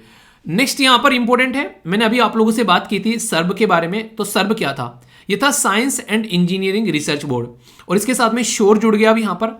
ये क्या हो गया? ये हो गया स्टेट यूनिवर्सिटी रिसर्च और एक्सीलेंस। तो यानी कि स्टेट की यूनिवर्सिटी के अंदर भी यहां पर लॉन्च किया गया ताकि रिसर्च एंड डेवलपमेंट के ऊपर फोकस किया जा सके यूनिवर्सिटी के अंदर में, जो स्टेट के अंदर है, और जो कॉलेजेस हैं इंक्लूडिंग प्राइवेट भी, यानी कि प्राइवेट को भी इंक्लूड करके चला गया। इससे क्या होगा? जब स्टेट के अंदर में, यूनिवर्सिटी कॉलेज के अंदर में, प्राइवेट के अंदर में जब हम लोग रिसर्च एंड डेवलपमेंट करेंगे तो सीधा सीधा मतलब यहां पर ये होगा कि लोगों की इफिशिएंसी बढ़ेगी इस फील्ड में, और लोग जो है ज्यादा से ज्यादा काम करते हुए आप लोगों को नजर आएंगे। तो ये बहुत ही बेसिक सी चीज हो गई यहां पर इस पर्टिकुलर डिपार्टमेंट के बारे में अगर पूछने लगे आप लोगों से। यहां पर गुड लेबोरेटरी प्रैक्टिस के बारे में बात की जा रही है। जीएलपी बोला गया जो कि मॉनिटर करेगी certification in India test facilitate करेगी लेबोरेटरीज को, कंडक्ट करेगी नॉन क्लिनिकल हेल्थ और इन्वायरमेंट सेफ्टी। तो ये भी प्रोग्राम आप लोगों को यहीं से ही देखने को मिला, यानी कि एक नेक्स्ट लेवल का ये प्रोग्राम आप लोगों के सामने निकल कर आया, जिसको आप लोग अंडरस्टैंड भी कर सकते हैं। अच्छा यार, ये भी एक प्रोग्राम है जो कि यहाँ पर लॉन्च किया गया है। तो मोटे मोटे तौर पर अगर आप लोग बोले तो ये सारे के सारे जो भी प्रोग्राम मैंने आप लोगों को यहाँ पर बताए, ये डायरेक्ट या फिर इनडायरेक्ट वे में अगर आप लोग इनको समझने की कोशिश करोगे तो आप लोगों को ये समझ में आएगा कि पूरे साल का एक ओवरव्यू आप लोगों के सामने आ चुका है। और पूरे साल का एक ओवरव्यू का मतलब ये होता है कि अब आप लोगों को इसको लेकर कोई डाउट नहीं होना चाहिए। अच्छा, ये चीजें रह गई हैं और ये चीजें हैं, जो भी पढ़ाई है चीजें, इनका एक बार आप लोग बैठकर अच्छे से रिविजन कर देंगे अगर, तो आप लोग अच्छे से चीजों को अंडरस्टैंड कर पाएंगे। ठीक है, तो कोई भी कंफ्यूजन अगर हो तो उसके बारे में बताना, क्योंकि ये ऐसा सेक्शन है यार साइंस एंड टेक का, ये काफी इंपॉर्टेंट एरिया आप लोग इसको बोल सकते हो। तो इसके अंदर में कंफ्यूजन तो बेसिकली आप लोगों को साइड में ही रखना है, क्योंकि ये सारी चीजें एक दो बार अगर नजरों में को आप लोग निकाल लोगे तो फिर आप लोगों को कोई भी डाउट इसके लिए नहीं रहेगा। ठीक है, तो कई सारी चीजें हैं यहाँ पर जो कि आप लोग समझ सकते हैं, कई तरीके अलग अलग गाइडलाइन है, और यहाँ से ऑलरेडी एग्जाम में क्वेश्चन भी आप लोगों से पूछे जाते हैं। ठीक है, कुछ क्वेश्चन मैं आप लोगों के कराता हूं ताकि आप लोग टॉपिक को और अच्छे से क्लियर कर सकें और आप लोगों के माइंड में कोई डाउट नहीं रहे और क्लैरिटी आए। जैसे कि सेकंड यूनाइटेड नेशन कॉन्फ्रेंस जो यहाँ पर basically geospatial information congress, ये आप लोगों को देखने को मिली। थीम थी geo enabling the global village, no one should be left behind. ये कहां पर देखने को मिली? तो इंपॉर्टेंट क्यों है, आखिर मैंने क्यों बोला इसके बारे में? क्योंकि हमारे देश के अंदर में देखने को मिली। तो दिल्ली, मुंबई, बेंगलोर या फिर हैदराबाद, सही आंसर क्या है बताइए आप लोग। यहां पर अभी आंसर बताऊंगा, पहले अटेम्प्ट कर लो। एक बात की जा रही है स्टेटमेंट के बारे में और बताना है। एक टीम साइंटिस्ट जो फ्रॉम आईआईटी दिल्ली के द्वारा डेवलप किया गया यहां पर बेसिकली टेपेस्ट्री मेथड, जो कोविड-19 के टाइम पर जो रक्षक कवच का नाम यहां पर दिया गया, बेसिकली रक्षक नाम दिया गया हालांकि, ठीक है।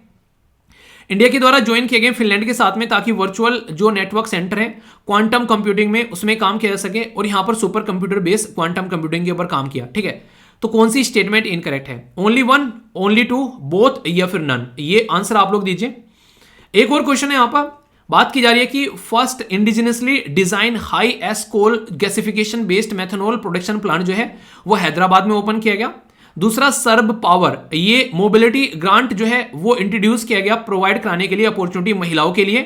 तीसरा स्टेट यूनिवर्सिटी और उसके अंदर में जो सर्ब श्योर है, ठीक है, ये लॉन्च किए गए ताकि यहां पर स्टेट लेवल पर और प्राइवेट वालों को भी साथ में लेकर चला जा सके।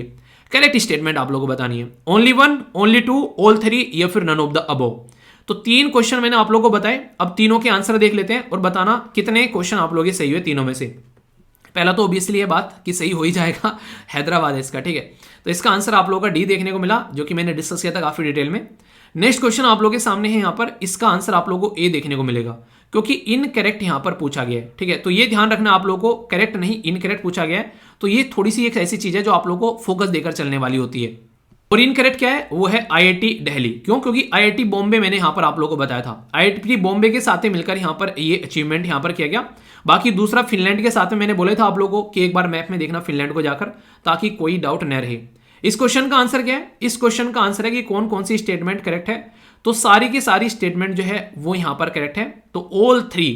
तो ये आंसर आप लोग यहां पर देखने को मिलेगा, ठीक है।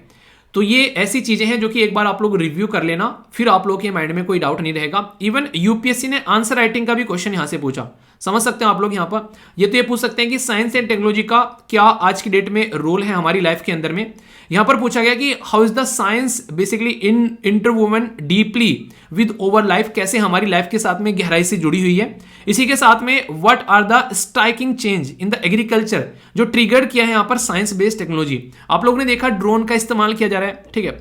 और नए नए यूरिया, नए नए प्रोडक्ट, नई नई वेराइटी के जेनेटिकली मॉडिफाइड क्रॉप हमारे देश में लेकर आई जा रही है। तो साइंस एंड टेक्नोलॉजी का क्या एक तरीके से यहां पर इनपुट देखने को मिला एग्रीकल्चर के अंदर में। तो अलग से क्वेश्चन आप लोगों से यहां पर ऐसा बन जाता है, ठीक है।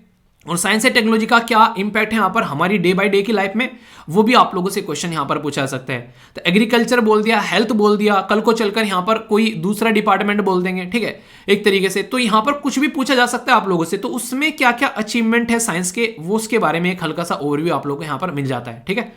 तो कैसा लगा पूरा टॉपिक? कुछ भी डाउट है क्या इसके अंदर में? जो सारी चीजें आप लोगों को बताई, एक एक पॉइंट अब आप लोगों के माइंड में इसको लेकर क्लियर होना चाहिए।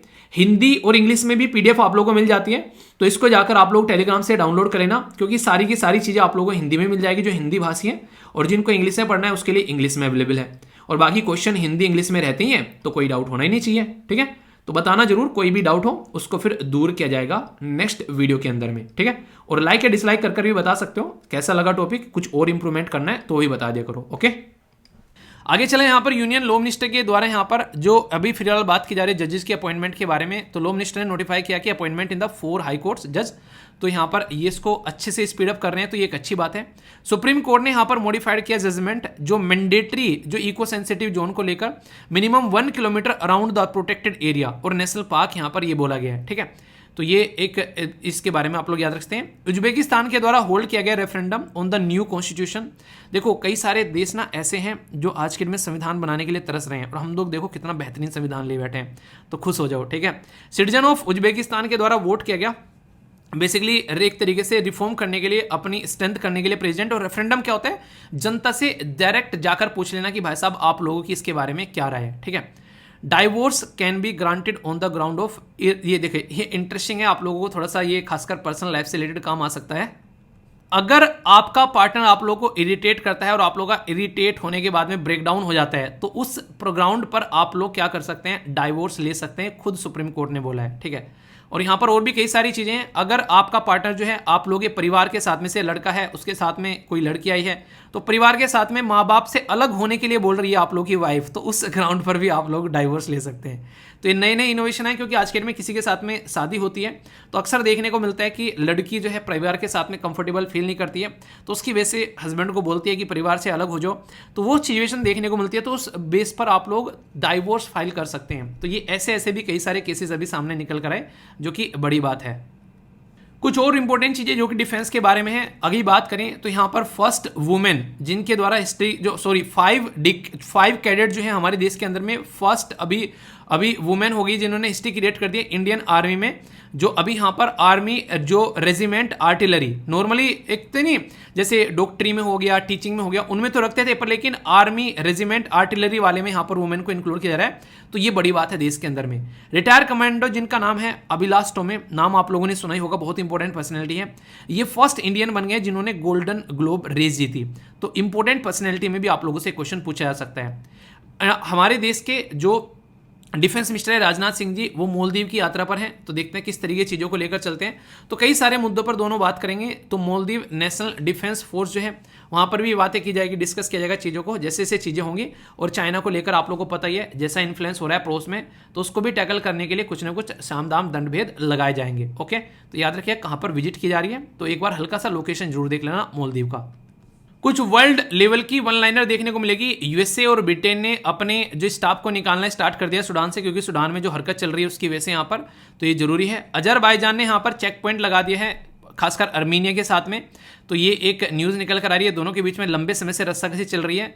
पिछले 8 सालों में सबसे गर्म ये बात की जा रही है यूएन क्लाइमेट रिपोर्ट के द्वारा, वार्मेस्ट ईयर बोला गया है, ठीक है। तो देखो कैसे सिचुएशन बनती है। ग्रीस के जो प्राइम मिनिस्टर साहब हैं उन्होंने पार्लियामेंट को डिसोल्व कर दिया है, तो इलेक्शन आ सकते हैं यहाँ पर, इसके बारे में बात की जा रही है, हालांकि इंपॉर्टेंट नहीं है। रसिया और जर्मन के बीच में रस्साकसी चल रही है इंटरनेशनल लेवल पर, एक दूसरे के जो डिप्लोमेट्स हैं उनको भगा रहे हैं, उसके बारे में बात की जा रही है। एक्सटर्नल अफेयर मिनिस्टर ने एड्रेस किया इंडिया गुआना जो बिजनेस राउंड टेबल है, तो उसके बारे में ये न्यूज़ है वर्ल्ड लेवल की, जो हल्का सा क्या क्या चल रहा है दुनिया में ये आप लोगों को पता रहता है, ठीक है। तो इसके बारे में आप लोग हल्का सा आइडिया रख सकते हैं। बाकी यहाँ पर इंपॉर्टेंट पर्सनैलिटी है, आप लोगों से क्वेश्चन भी पूछा सकता है। जो मैंने पर्सन इन न्यूज़ में आप लोगों से पूछा स्टार्टिंग में, वो यही पर्सनैलिटी थे, ठीक है। तो देखो जो भी कोई नई पर्सनैलिटी इस तरीके से न्यूज़ में आता है तो उनके बारे में एटलीस्ट आप लोगों को जरूर पता होना चाहिए, क्योंकि क्वेश्चन आप लोगों से बन जाते हैं। गेम से रिलेटेड आप लोगों से कई बार क्वेश्चन पूछ ले जाते हैं, तो याद रखिएगा, ठीक है। इनका नाम क्या है? इनका नाम है अब्दुल्ला अबू बकर, ठीक है। तो ये वर्ल्ड जो अभी यहाँ पर ट्रिपल जंप में गोल्ड मेडल जीत कर लेकर आए, शानदार परफॉर्मेंस अपनी देते हुए, ठीक है। तो आप लोगों से क्वेश्चन पूछा सकता है, तो याद रखेगा, ठीक है। इसी के साथ में यहाँ पर बात की जा रही है बात की जा रही है सात्विक साई राज और इसी के साथ में चिराग शेट्टी, यहाँ पर याद रखिएगा इनके भी नाम, क्योंकि फर्स्ट इंडियन बन गए आफ्टर दिनेश खन्ना, जिनके द्वारा क्राउन जीता गया after 58 year badminton Asia championship के अंदर में। तो यहाँ पर आप लोगों को देखने को मिलेंगे दोनों, और पहली पर्सनैलिटी है आप लोगों के सामने यहाँ पर ये, ठीक है। तो CS के यहाँ पर ये भी एक, आप लोग अगर देख रहे हैं, खासकर मैं बोलूँगा कि मत देखना, भी थोड़ा सा एग्जाम पर फोकस कर लेना, पर फिर भी जो नहीं सुधरते हैं वो देख ही रहे होंगे यहाँ पर। तो बात की जा रही है बल्लेबाज के बारे में, जिनका नाम है यहाँ पर जिनका नाम है डेवॉन कॉनवे, ठीक है। तो डेवॉन कॉनवे ने कंप्लीट किया 3rd फास्टेस्ट 5000 इन T20 के अंदर में, ये बात की जा रही है, ठीक है। ये है यहाँ पर इंपॉर्टेंट पर्सनैलिटी जिनके बारे में आप लोग याद रखते हैं। नेक्स्ट यहाँ पर एक डायरेक्ट क्वेश्चन आप लोगों से बन सकता है, चाइना का एक इंपॉर्टेंट पर्सन है जिसका नाम है यहाँ पर डियांग लेरेन, ठीक है। तो डियांग लेरेन ये आप लोगों को देखने को मिलेगा, ये किंग बन गए हैं, शतरंज के बादशाह बन गए हैं, ठीक है। तो ये अभी एक न्यूज़ आप लोगों के सामने, ओके। तो स्पोर्ट की न्यूज़ थी। कौन बनेगा छोटू करोड़पति? सारे क्वेश्चन जो भी आप लोगों से डिस्कस किए जाते हैं अपना स्कोर जरूर बताया करो, उनको काउंट कर कर, ठीक है। वर्जीनिया नॉरवुड, तो यहाँ पर अभी बात की जाए तो पर्सनैलिटी के बारे में, तो pass away recently, associated which field, किस फील्ड से यहाँ पर ये रिलेटेड थे? स्पोर्ट, एरोस्पेस, एक्टर या फिर राइटर, ये आप लोगों को यहाँ पर बताना है। बात की जा रही है कि what is the name coin for the collection of जो मेरीन डेब्री होती है इन द नॉर्दर्न जो पैसिफिक ओशन के लिए, क्या नाम दिया गया है यहाँ पर, ये आप लोगों को बताना है। North Pacific garbage patch, south Pacific garbage patch, या ग्रेट पैसिफिक गार्बेज पैच, या इंडो पैसिफिक गार्बेज पैच? सही आंसर क्या है आप लोगों के हिसाब से, ये आप लोगों को बताना है। PTPNER स्कीम के बारे में आप लोगों को बताना है, किसके द्वारा लॉन्च की गई है। तो देखता हूं कौन सही आंसर देता है। सबसे इंपॉर्टेंट चीज़ क्या हो जाती है यहाँ पर जब इस तरह का कोई क्वेश्चन आता है, आप लोग खुद बताइए। सबसे इंपॉर्टेंट चीज़ ये हो जाती है जब आप लोग को फुल फॉर्म न पता हो उस टाइम पर आप लोग उसको अटेम्प्ट करें। अगर फुल फॉर्म पता चलेगा तो 1 मिनट में बता दोगे। ट्राइबल अफेयर की, रूरल डेवलपमेंट की, एग्रीकल्चर या पंचायत किस मिनिस्ट्री के अंडर आप लोगों को देखने को मिलती है। बात की जा रही है कि वेयर इज द, ये है mount Annapurna situated, India, Nepal, Sri Lanka या फिर भूटान, कहाँ पर आप लोगों को देखने को मिलेगा, ये आप लोगों को बताना है। सही आंसर है, देखता हूँ सही आंसर देना है, देखता हूँ कौन कौन सही आंसर देता है। क्वेश्चन को अटेम्प्ट करो, देखता हूँ इससे आप लोग जो क्वेश्चन को अटेम्प्ट करते हो तो इससे क्या रहता है कि हाँ फिर ये पता चलता है कि आप लोगों ने कितने अच्छे से इसको अटेम्प्ट किया है और लंबे समय तक आप लोग याद रख पाते हो। ठीक है, बात की जा रही है किसके बारे में यहाँ पर, ये बात की जा रही है पल्लीकरनई। पल्लीकरनई जो यहाँ पर मार्स रिजर्व फॉरेस्ट है उसके बारे में बात की जा रही है। अभी रिसेंटली इसको रामसर साइट का दर्जा दिया गया, इसकी वजह से यहाँ पर ये न्यूज़ में था। लोकेटेड कहाँ पर है, चेन्नई तमिलनाडु के अंदर में। ये खासकर बे ऑफ बंगाल की साइड में आप लोगों को देखने को मिलेगा, ये याद रखिएगा। और 8 अप्रैल जो 2022 में इसको रामसर साइट का दर्जा भी दिया गया, जिसकी वजह से यहाँ पर ये न्यूज़ में था। बाकी और भी कई सारे जो लोकेशन है उनके बारे में आप लोग देखते हैं। जो रामसर साइट है, कंफ्यूजन इसको लेकर नहीं होना चाहिए, कंफ्यूजन होगा तो उसको दूर कर आप लोगों को आगे बढ़ना है। ठीक है, क्वेश्चन के आंसर देख लेते हैं यहाँ पर। वर्जीनिया, ये नॉरवुड, अगर बात करें तो ये एरोस्पेस के फील्ड से यहाँ पर रिलेटेड थे, इनका नाम आप लोग याद रख सकते हैं। क्वेश्चन आप लोगों से पूछा जा सकता है, काफी इंपॉर्टेंट पर्सनैलिटी अगर याद रखिएगा। ठीक है, तो एक फिजिसिस्ट थे, कोई भी डाउट नहीं होना चाहिए। नेक्स्ट यहाँ पर ये इंपॉर्टेंट क्वेश्चन आप लोगों से बन सकते हैं। यहाँ पर इसको बोला गया ग्रेट पैसिफिक गार्बेज पैच, ठीक है, जो कि नॉर्थ पैसिफिक रीजन में आप लोगों को देखने को मिलेगा। तो ग्रेट पैसिफिक गार्बेज पैच बोला गया यहाँ पर, जिसके बारे में आप लोगों से क्वेश्चन पूछे तो आप लोग इतना तो कम से कम याद जरूर रखिएगा। जब पीटीपी के बारे में बोला गया है तो यहाँ पर क्या है, तो इसकी फुल फॉर्म आप लोगों को बता देता हूँ, फिर क्वेश्चन आप लोगों को आसान लगेगा थोड़ा सा। इसको बोला गया है बेसिकली प्रमोशन फॉर ट्राइबल जो प्रोडक्ट नॉर्थ ईस्टर्न रीजन के बारे में बात की जा रही है, और ये मैंने टॉपिक भी आप लोगों से कवर किया था। यानी कि नॉर्थ ईस्ट रीजन के जो प्रोडक्ट हैं उनको प्रमोट करने की बात की जा रही है। माउंट अन्नपूर्णा जो है ये सिचुएटेड है नेपाल के अंदर में। ठीक है, तो क्वेश्चन आप लोगों से पूछा जा सकता है, तो इसके बारे में आप लोग याद रखिएगा, कोई भी कंफ्यूजन नहीं होना चाहिए। ठीक है, आगे बात करते हैं। यहाँ पर वोकैबुलरी सीखते हैं। यहाँ पर एनडीए, सीडीएस, एसएससी बैंकिंग में डायरेक्ट क्वेश्चन आप लोगों से पूछे जाते हैं, एक एक कर यहाँ पर जानते हैं। बात की जा रही है अवॉचमेंट के बारे में। तो होता है घोषणा करना, एक तरीके से कई बार गारंटी देना भी आप लोग दावा करना भी बोल सकते हैं यहाँ पर। ठीक है, तो ये शब्द कई बार आप लोगों ने देखा होगा, न्यूज़पेपर में कई बार यहाँ पर आप लोगों को देखने को मिलते हैं ऐसे शब्द, तो इसके बारे में आप लोग याद रख सकते हैं। इंपॉर्टेंट शब्द है, सेंटेंस फॉर्म करना तो याद भी रह जाएगा। कई बार आप लोगों को लगता है कि यार बहुत पीड़ा है, तो वर्ड आप लोग यूज कर सकते हैं पांग। ठीक है, तो ये पीड़ा को दिखाता है, बेचैनी को दिखाता है, पेन को दिखाता है। ठीक है, रेस्ट का मतलब होता है खींचना। ठीक है, किसी चीज को खींचना, रगड़ना, घिसरना। ठीक है, पुल करना भी कई बार बोल देते हैं, तो ये शब्द भी आप लोग यूज कर सकते हैं। कोई बहुत ही ज्यादा चीजों को छुपा कर रखने वाला होता है, गुप्त रखने वाला होता है, उसको बोलते हैं स्टेल्थिएस्ट। ठीक है, और एवर वोर हमेशा के लिए। ठीक है, मैं आप लोगों के लिए हमेशा के लिए अवेलेबल हूँ। ठीक है, टेंशन नहीं लेने का। ओके, तो ये थी कुछ बातें। मैं आशा करता हूँ शानदार तरीके से आप लोग अपनी लाइफ को इसी तरीके से एंजॉय करते हुए आगे बढ़ते रहोगे। और इसी के साथ में जो बताया है IAS वीर, ठीक है, तो ये आप लोग उसको जरूर इस्तेमाल करना, ताकि आप लोग जो हैं वो आप लोग का जो कोर्स है वो फ्री हो जाए। और नया कोर्स इनरोल होगा वो 1.5 साल तक रहेगा। अगर ढंग से देखोगे तो मतलब आप लोगों को ये मतलब 1.5 साल का मतलब समझ रहे हो आप लोग, यहाँ पर पूरा ये 18 महीने का कोर्स होगा। आप लोग को ये एक बच्चे की जो फीस होती है ना, नॉर्मल एक स्कूल जाने वाले बच्चे की फीस होती है मंथली, जो बेसिकली उससे भी कम आप लोगों को यहाँ पर ये नजर आएगा। ठीक है, तो ये इसको ध्यान रखिएगा, तो इसको आप लोग इस्तेमाल कर लेना, ताकि आप लोग जो है अच्छे से अपनी पढ़ाई को लेकर चल सको। और AP जो यहाँ पर APFC वाला कोर्स है वो अच्छे से जो इन्जॉय कर रहा है वो करते रहिए। इसमें सारी क्लासेस हैं, आप लोगों की इंडस्ट्रियल रिलेशन, लेबर लॉज की भी जो क्लासेस हैं वो काफ़ी अच्छे से चल रही हैं। और सोशल सिक्योरिटी वाली आप लोगों ने देखी, उसके बारे में डेली टेलीग्राम पर आप लोगों को मिली जाती है इन्फॉर्मेशन, तो उसको आप लोग अच्छे से इन्जॉय करते रहिए। ठीक है, तो नेक्स्ट लेक्चर में मिलता हूं, तब तक अपना ध्यान रखिए। बड़ों को नमस्ते, छोटों को प्यार, छोटी सी लाइफ में एंजॉय करा। मिलता हूं नेक्स्ट वीडियो में, तब तक के लिए जय हिंद।